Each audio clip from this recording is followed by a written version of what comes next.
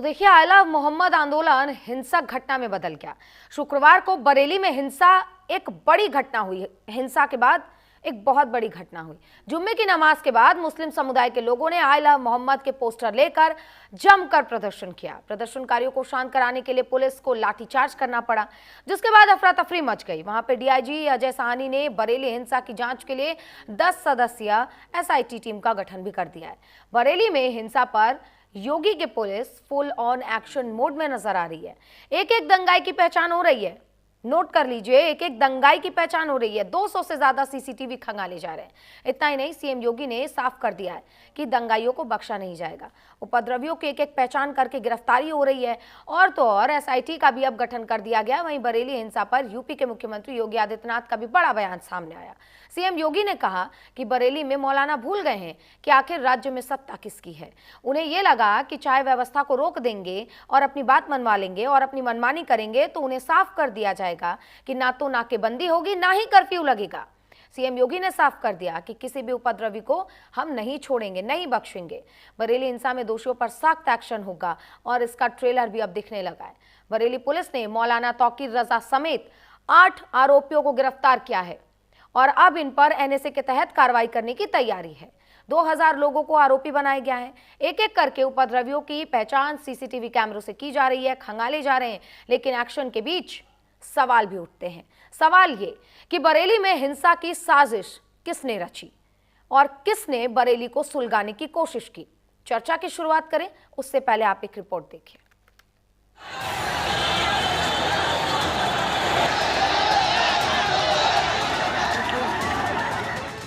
बरेली में जुम्मे की नमाज के बाद भड़की हिंसा ने पूरे उत्तर प्रदेश को हिलाकर रख दिया। शुक्रवार को आई लव मोहम्मद अभियान के पोस्टर को लेकर मस्जिद के बाहर शुरू हुआ विवाद अचानक ही हिंसा टकराव में बदल गया। देखते ही देखते खलील तिराहा में इस्लामिक मैदान तक पत्थरबाजी, तोड़फोड़ और नारेबाजी ने माहौल को बेकाबू कर दिया। पुलिस और प्रदर्शनकारियों के बीच उस सीधे टकराव ने सड़क को युद्ध भूमि में बदल दिया। इस हिंसा के बाद से पुलिस ने बड़ी कार्रवाई करते हुए मौलाना तौकीर रजा खान समेत 39 लोगों को गिरफ्तार किया। मौलाना तौकीर रजा खान की गिरफ्तारी सबसे ज्यादा चर्चा में है। वे सुन्नी बरेलवी संप्रदाय के संस्थापक अहमद रजा खान के वंशज हैं। बरेली की धार्मिक सियासी फिजा में हमेशा एक प्रभावशाली और विवादास्पद शख्सियत भी रखते हैं। साल 2001 में उन्होंने इत्तेहादे मित्तल काउंसिल की स्थापना की। इसके बाद सियासत में उतर गए। इसके बाद साल 2009 में कांग्रेस से जुड़े और साल 2012 में सपा के समर्थन में आ गए। बरेली में हुई हिंसा के बाद मौलाना तौकीर रजा ने वीडियो जारी करके फिर भड़काऊ बयान दिया। हालांकि उन्हें बाद में गिरफ्तार कर लिया गया। गिरफ्तारी से पहले मौलाना तौकीर रजा ने भड़काऊ वीडियो जारी कर कहा कि मुझे भी अतीक और अशरफ की तरह गोली मार दो। हमारा जो प्रोग्राम था उसमें किसी किस्म की मदाखलत नहीं की, लेकिन पुलिस और प्रशासन, हुकूमत सख्त मुसलमानों की मुखालफत पे आमादा है और मुसलमानों को अल्लाह और रसूल का नाम भी लेने देने के लिए तैयार नहीं है।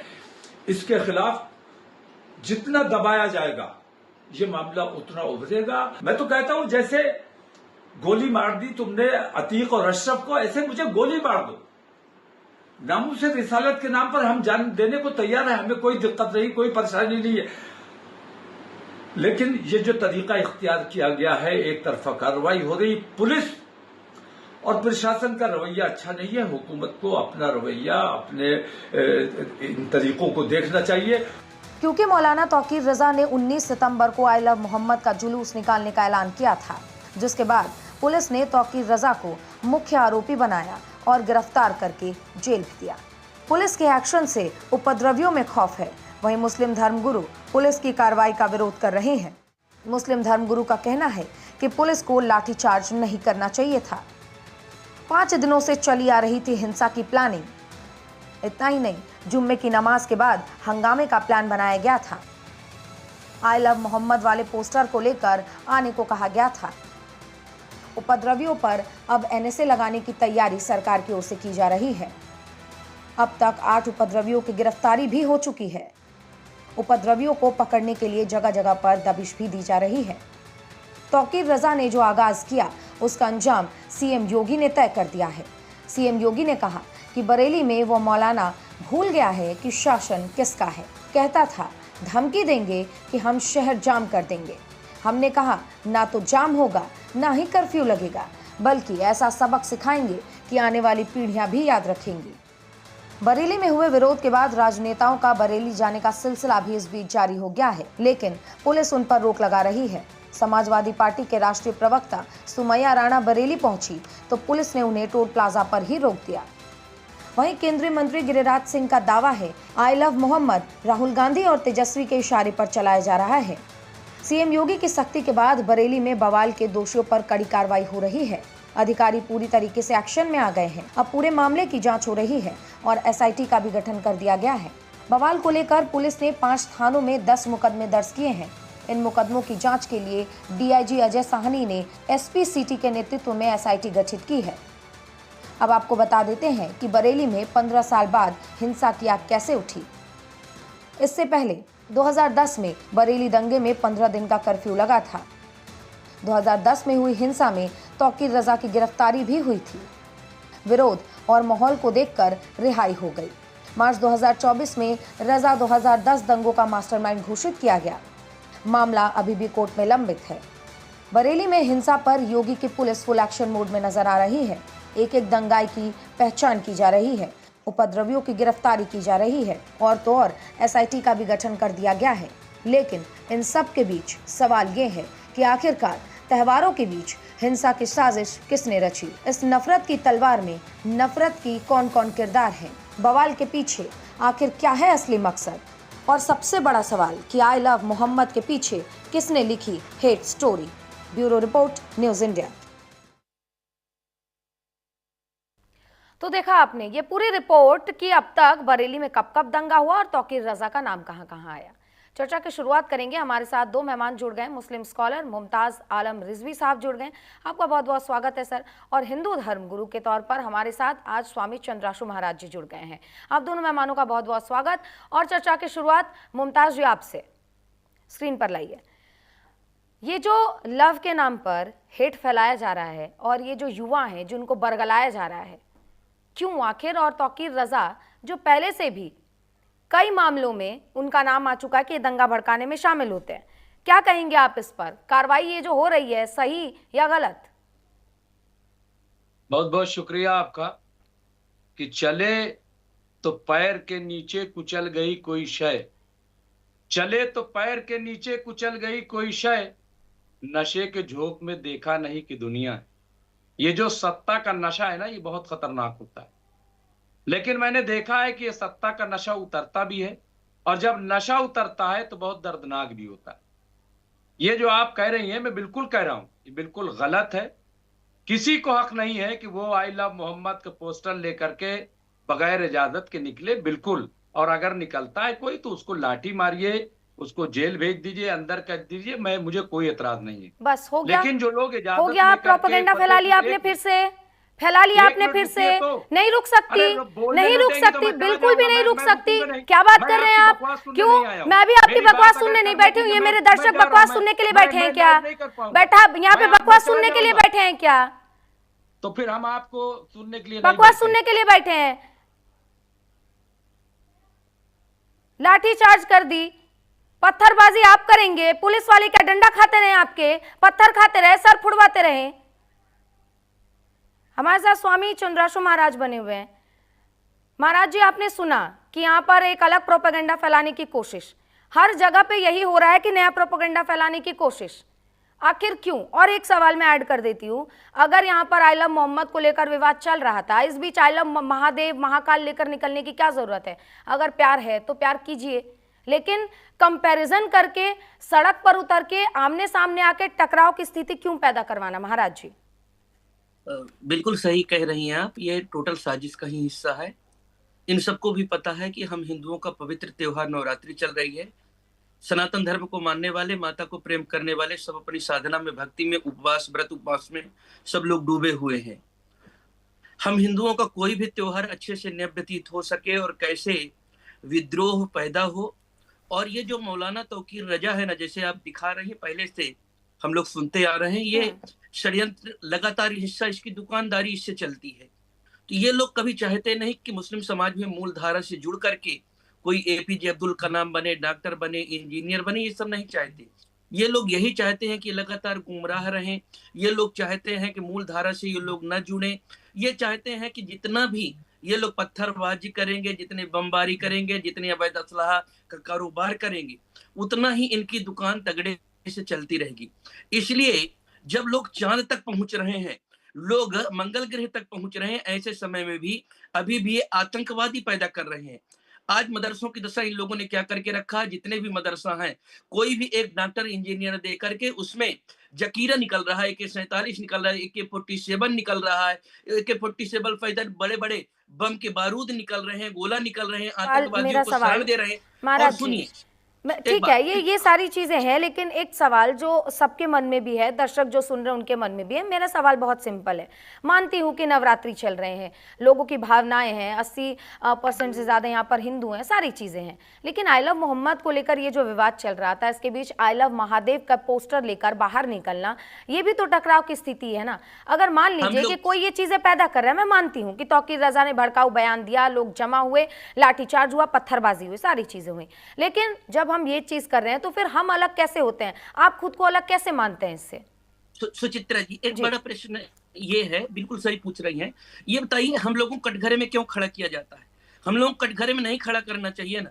जब वहां पर एक, देखिए, आपने न वहां के प्रशासन से कोई अनुमति लिया, न आप अपने इस तरह कोई कार्यक्रम करने की सूचना दिया, फिर भी आप, योगी सरकार है, सख्त निर्णय लेने के लिए जानी जाती है, उस समय भी आपके अंदर ये निर्भीकता कहां से आती है कि आप अनुमति नहीं लेते, फिर उसके बाद भीड़ का जवाबड़ा इकट्ठा करते हैं। और इसी के आड़ में आपने मुरादाबाद के संभल के अंदर देखा होगा कि इसी तरह एक साथ में टाली की टाली भर करके इन लोगों ने पत्थर को इकट्ठा करके रखा था, और इसी भीड़ के आड़ में इन्होंने पत्थरबाजी कितना करके कैसे कैसे अंजाम दिया हुआ है। तो आप बताइए, आई लव मोहम्मद से किसको परहेज है? किसी ने उनको अपने धर्म को मानने के लिए, नमाज अदा करने के लिए, उनको अपने खुदा की इबादत करने के लिए किसी को भी विरोध नहीं किया। पर आप जिस तरह से भीड़ इकट्ठा करके उन्माद जो पैदा कर रहे हैं, जो साजिश कर रहे हैं, इससे ये पता चलता है न संविधान को मानते हैं, न प्रशासन का डर आपके अंदर बना हुआ है, आप उससे ऊपर मानते हैं। जब आप प्रशासन को डायरेक्ट चुनौती दे रहे हैं तो आम जनमानस की क्या क्या हालत करेंगे, उनके साथ कैसा आपका सलूक है, ये इनका चरित्र दिखाई पड़ता है। और मुझको तो खुशी है, मुझको तो अच्छा लग रहा है जो हो रहा है, मैं बिल्कुल विरोध नहीं कर रहा हूँ। देखिए, बात विरोध की नहीं है चंद्राशु महाराज जी, लेकिन देखिए यही चीज है, जब कल हमने सीएम योगी को भी सुना और इसको लेकर एसआईटी टीम का गठन भी हुआ है, लेकिन मैं आपसे ये भी समझना चाहती हूँ कि लगातार इस बात को लेकर आरोप लगाया जाता है कि हिंदू त्योहारों पर दंगे हो रहे हैं, हिंदू त्योहारों पर सारी जो चीजें हैं वो हो रही हैं। ये साजिश के बाद ये जैसे आई love Mahadev, I love Mahakal को लेकर पोस्टर निकाले गए, इसका भी खूब विरोध हुआ कि आई लव महादेव का ये ऐसे क्यों चल रहा है। अब आरोप ये लग रहा है कि यहाँ पर मुस्लिम सेफ नहीं है, ये आरोप लग रहा है कि सीएम योगी एक तरफा वहां पर फैसला ले रहे हैं। जैसे अभी आपने मुमताज रिजवी साहब को सुना, वो कह रहे कि सत्ता का नशा है। अरे सत्ता का नशा सर, कैसा सत्ता का नशा? आप क्या चाहते हैं? पुलिस वाले गोली खाते रहे, आपसे पत्थर मार खाते रहे? जी, मैं आपके दर्शकों के सामने एक चित्र साफ कर दूं।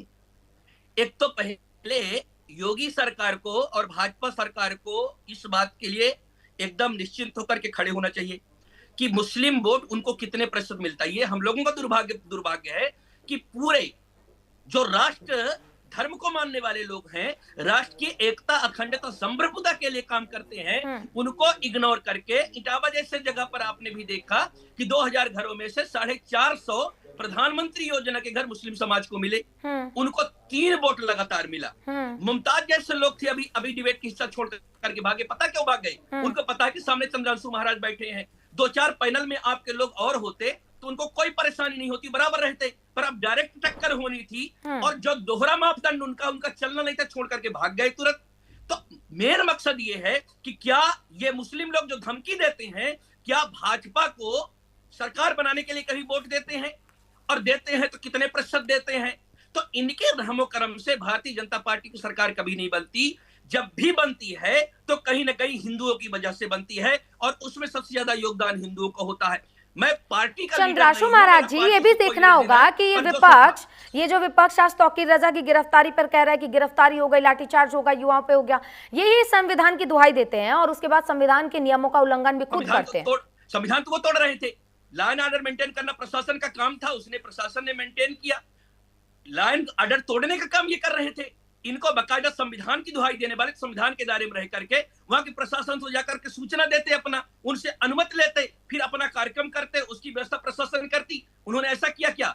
जब उन्होंने ऐसा नहीं किया तो संविधान को तोड़ने का, उसकी विचारधारा को तोड़ने का और उत्तर प्रदेश सरकार को चुनौती देने का काम तौकीर रजा किया। और मुझको तो खुशी, मैंने एक बयान सुना था योगी जी का, उन्होंने कहा था कि जेठ के दोपहर में शिमला बना देंगे। चलो जेठ के दोपहर में सही, कम से कम ये कुमार का महीना ही चल रहा था, इसमें शिमला बनाने का काम किया और उनको इस बात को समझाया कि देखो भाई, ये गुंडा राज नहीं है, जंगल राज नहीं है, ये तुम्हारे बाप दादा की बनाई हुई सरकार पूर्ववर्ती नहीं है कि हत्या होने के बाद में पहले वहां के एमएलसी से, एमएलए से या छोटे भैया नेता से पूछ के एफआईआर दर्ज करोगी। ये योगी सरकार है, कानून हाथ में लोगे तो उसका भर जाना भुगतना पड़ेगा और उसका परिणाम दिखाई पड़ा। ये भी चंद्राशु महाराज, ये जो लाठीचार्ज पे छाती पीट रहे हैं, अगर किसी बड़ी घटना हो जाती, मान लीजिए पुलिस वालों को ज्यादा चोट लगती, जिस तरीके से पत्थरबाजी हो रही थी, कुछ ऐसी अप्रिय घटना हो जाती, तो बाद में फिर यही लोग सवाल उठाते कि जब पुलिस के हाथ में लॉ एंड ऑर्डर था तो फिर पुलिस ने काम क्यों नहीं किया, कार्रवाई क्यों नहीं की। मतलब चिट भी इनकी, पट भी इनकी। चिट्ट भी, बस यही सुचित्रा जी, चिट्ट भी इनकी है, पट्ट भी इनकी है। ये 2014 के अंदर ये इनका चरित्र है। अभी जैसे सुन रहे थे आप, 2014 के अंदर मनमोहन सरकार जब जिस समय थी कांग्रेस की, उस समय वक्फ बोर्ड, आप पूरे चैनल को, पूरे दर्शकों को देखना चाहिए कि क्या किया। संविधान से ऊपर कोई मजहब हो सकता है क्या? वक्फ बोर्ड को संविधान से ऊपर दिया और वो किसी कानून के दायरे में नहीं आता, ना हमारे संविधान के दायरे में आ रहा है और ना ही वह हमारे किसी कोर्ट के दायरे में आ रहा है, ना हमारे जिलाधिकारी के दायरे में आ रहा है। तो ऐसी छूट, ऐसी आजादी किसी दुनिया के किसी देश में ऐसा है क्या? तो ये मलाई खाने की जो आदत पड़ गई है, एक एक नस टूट गई है और जो सेकाई योगी सरकार के द्वारा चल रही है, इनके पेट में दर्द इसी बात का हो रहा है। इनको इस बात का दुख नहीं है कि संवैधानिक दायरे में रह करके हम ऐसी कोई कार्य बिल्कुल महाराज जी, अभी मुझे थोड़ा सा दुख भी हो रहा है कि मुमताज रिजवी साहब छोड़कर चले गए। ये मुझे अंदर से काफी ज्यादा मतलब मुझे ऐसे दुख हो रहा है, क्योंकि उनका असली चेहरा जो है मैं दर्शकों को दिखा नहीं पाई। वो उससे पहले ही ये जो डिबेट है वो छोड़कर चले गए। तौकीर रजा के लिए दर्शकों जो वो लड़ रहे थे कि ऐसा हो गया, वैसा हो गया और सत्ता का नशा, तौकीर रजा वही है जो बरेली में 2010 में दंगा हुआ था, तो इसकी ये 2024 में फैसला आया कि वो मास्टरमाइंड रहे हैं, जेल भी गए हैं। तो जरा समझिए दर्शकों कि ये कितना बड़ा इनका दोहरा मापदंड है कि अपने हिसाब से सारी चीजें चले तो फिर सत्ता बहुत बढ़िया है, जहां पर अपने हिसाब से चीजें ना चले वहां पर सत्ता के नशे में योगी जी चूर हो गए। क्या सर, क्या आप लोग करते हैं मुझे समझ नहीं आता। और आपको डिबेट छोड़ के जानी नहीं चाहिए थी, आप अपनी बात रखते। आप क्यों ऐसा समझते हैं कि हम लोग आपको बोलने नहीं देंगे? आप अगर तथ्य की बात करेंगे तो जरूर आपको बोलने दिया जाएगा। अगर आप बाद में ये डिबेट देखें तो जरूर इस बात को सुनिएगा। बेकार की बात नहीं सुनूंगी, ना मैं सुनूंगी ना दर्शकों को सुनने दूंगी। स्वामी चंद्रेशु जी महाराज, ये जो पूरा प्रकरण हो रहा है, अब दशहरा भी आने वाला है और बरेली हो चाहे देश का हर एक कोना, नवरात्रि में माँ की पूजा की जा रही है। 9-10 दिन ना खूब धूमधाम से मनाया जाता है, हर जगह त्योहारों की तैयारियां होती है, सजावट होती है। इस बीच में दंगा, बरेली को सुलगाने की कोशिश, और इतना ही नहीं, रायबरेली में इसके बाद भी कल पोस्टर लगे, इसकी भी जांच हो रही है। मैं एक बड़ा संदेश दे रहा हूं सुचित्रा जी। देश में आजादी के बाद से जो देश के अंदर मुसलमान है, उन्होंने भारत माता को ही अपना कर्मभूमि, जन्मभूमि सब कुछ स्वीकार किया। तो उनको इस बात को तय करना पड़ेगा, समझना पड़ेगा कि अगर देश के अंदर रहना है तो आप एपीजे अब्दुल कलाम बन जाइए, अब्दुल हमीद बन जाइए। आप ऐसे लोगों का अनुसरण मत करिए जो पत्थरबाज गैंग है, आप उनके साथ मत जाइए। मैंने सुना कि जिस मौलाना तौकीर रजा के कहने पर यह भीड़ इकट्ठा हुई, उसको कर्तव्य था कि उसको वहां पर जाना चाहिए, पर स्वयं तो निकला नहीं, स्वयं वहां पर नहीं गया, लोगों को गुमराह करके और कहीं ना कहीं ये जो कुछ भी चल रहा है इस खाई में डालने का उसने काम किया। ऐसे मौलानाओं को चिन्हित करें, ऐसे लोगों को जानना जरूरत है जो भ्रमित करके। योगी सरकार ने आज तक की भी निर्दोष मुस्लिमों पर कोई कार्रवाई नहीं की है। उत्तर प्रदेश सरकार की जो भी योजना बनी है वो हर वर्ग के लिए गई है, वो हिंदू मुस्लिम नहीं करती है। सुरक्षा की गारंटी हिंदू हो, मुस्लिम हो, सिख, ईसाई, किसी कौम का व्यक्ति हो, वो योगी सरकार सभी को सुरक्षा की गारंटी बिल्कुल लगातार बिल्कुल देती आ चंद्रेश्वर रही जी है। महाराज आपने सही कहा। इस बीच मुझे याद आ रहा है कि ये जो बात निकल कर आती है कि मुसलमानों पर कार्रवाई हो रही है, हमने देखा है कि विकास को लेकर किस तरीके से वो ब्राह्मण थे लेकिन उनको भी इनकाउंटर में मरवाया गया। खूब चर्चा हुई थी विकास के इनकाउंटर की। अपराधी कोई भी है, बिल्कुल अपराधी कोई भी हो मारा जाएगा, अपराधी कोई इनकाउंटर भी। जरूर किया जाएगा। लेकिन ये दोहरा मापदंड लेकर आप डिबेट में बैठे मुमताज, ये बिल्कुल सही नहीं है। फैक्ट्स लेकर आगे से जब भी बैठिएगा आप बैठिएगा। इतना चंद्रेश्वर वेट जी मत महाराज दीजिए, आपसे मैं बस सुचित्रा ये जी, इतना वेट मत दीजिए, इतने वेट के लायक नहीं। दो मुहे सांप है, आस्तीन के सांप जैसे। अच्छा बनना, मेरा डिबेट मुमताज जी सुनिएगा। आप कई बार मेरे साथ डिबेट में, आज डोर टू डोर मुझसे मिलने का मौका मिला था, रहना चाहिए था आपको। और ये दो मुहे, इतना वेट मत दीजिए। आपके चैनल को भी पश्चाताप, इतना महत्व लाइक ये नहीं है। या तो जो है उनसे अच्छा तो वो है जो कट्टरवाद दिखाई पड़ते हैं। अगर वो जिहाद की मानसिकता सामने लेकर के, सबसे ज्यादा घातक वो लोग हैं जो दो मुंह सांप लेकर के चलते हैं कि अच्छे भी बने रहे, मलाई भी खाएं, लोग अच्छा भी जाने और अंदर खंजर लेकर के चले। ऐसे लोगों से सावधान होने की जरूरत है। चंद्रेश्वर जी मुमताज जी का महाराज जो क्योंकि चरित्र है, दशहरा ऐसे आने है। वाला है और I love Muhammad, I love Mahadev का ये विवाद चल रहा है, मैं आपसे स्पेशली चाहती हूँ क्योंकि दशहरे के माहौल में आगे सनातन जो प्रेमी हैं, सनातन को जो पालन करते हैं, उनकी तरफ से ऐसी चीजें ना सामने आए, उसके लिए आप एक अपील अगर आप अपने लोगों से करना चाहेंगे तो प्लीज वो कर दीजिए, क्योंकि ये दंगा भड़काने की नियति बहुत तेज चल रही है। हमको अपील करने की जरूरत इसलिए नहीं पड़ेगी। हम सनातन धर्म के जानने वाले विश्व भर में जितने भी लोग हैं वो जानते हैं, हम लोगों का जो मूल मंत्र है, प्रार्थना है, वो सर्वे भवन्तु सुखिनः सर्वे सन्तु निरामया सर्वे भद्राणि पश्यन्तु मा कश्चित् दुर्भाग् भवेत्। हम सबको सुखी बनाना चाहते हैं, तो हिंदू मुस्लिम नहीं करते। जाहिर बात है, ठीक है। तो चंद्रेश्वर जी महाराज ने साफ तौर पर कह दिया कि हिंदू मुस्लिम हम नहीं करते। आपका बहुत बहुत धन्यवाद। देखिए तो बरेली में जिस तरीके से पूरा दंगा भड़का और तौकीर रजा भी हिरासत में, लगातार उनसे पूछताछ भी चल रही है। इसी बीच जो भी अपडेट होगा आप तक जरूर पहुंचाएंगे। चर्चा में इतना ही फिलहाल के लिए, नमस्कार।